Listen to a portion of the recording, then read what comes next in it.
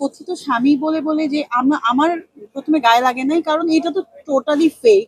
But আমার ফ্যামিলির খুব খারাপ লাগছে। যা চাইবে আমি তাই দিব। কেউ যদি আমার কাগজপত্র বের করতে পারে এবং ইভেন যে বলেছে যে ওই বিটিএল গ্রুপের সাথে যদি আমার কোনো সম্পৃক্ততা পায় লিগেলি এবং ব্র্যান্ড প্রমোটার হিসেবে, ওইটা ছাড়া মানে প্রমোশনের জন্য। এখন আমাকে আরেকটা কোশ্চেন করেছিল যে আপনি কেন ওই চেয়ারে বসে। আমরা আর্টিস্টরা যখন কোনো অফিসে যাই বা কোথাও যাই, আম, এটা একটা ব্লেসিংস। আসলে আমি বলবো যে সবাই না চেয়ারটা ছেড়ে দিয়ে বসতে দেয়। তো ওই বসার জায়গা থেকে এবং ওইখানে উঠে কাউকে যখন কোনো গিফট দেয়, ওটা শিল্পীদের হাতেই দেয়। তো ওই জিনিসগুলো, ওই ছবিগুলো ইউজ করে যদি কেউ মিথ্যা তথ্য প্রকাশ করে, আমি সবসময়ই বলি যে আমার এই যে ববি হয়ে ওঠার পেছনে সাংবাদিকদের অনেক বড় একটা হাত আছে। এই যে আমি যার দিকে তাকিয়ে দেখছি যে সে আমার সেই শুরু থেকে শেষ পর্যন্ত এখনো আছে। তো আমি বলবো আমার বাবা মার সাথে যেমন মাঝে মাঝে কথা কাটাকাটি হয়, মন মালিন্য হয়, আমি বাবা মাকে কখনো ছেড়ে যাই না, সিনেমাও কখনো ছাড়িনি, তো আপনাদেরকেও কখনো ছাড়বো না। কিন্তু আমার একটা কষ্ট, সেটা হচ্ছে এই যে কথিত স্বামী বলে বলে যে আমার প্রথমে গায়ে লাগে নাই, কারণ এটা তো টোটালি ফেক।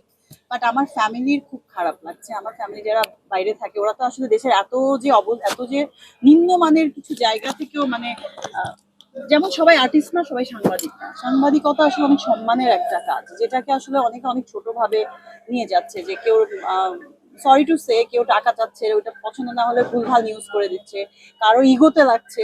কিন্তু সে নৈতিকতার জায়গা থেকে সেটা ক্লিয়ার করছে না যে মানে আমার কাজটা তো আমি প্রপার ওয়েতে করবো, নৈতিক ভাবে করবো, পার্সোনাল প্রবলেম আলাদা, বাট ওটা মিক্স আপ করে ফেলছে।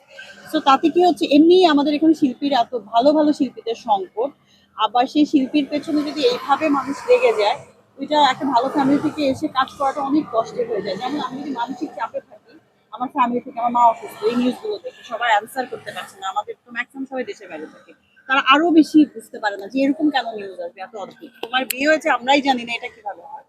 তো এইটা অনেক দুঃখজনক। এত কিছু রেখে স্বামী কেন বলছে তাহলে ওই মানুষ?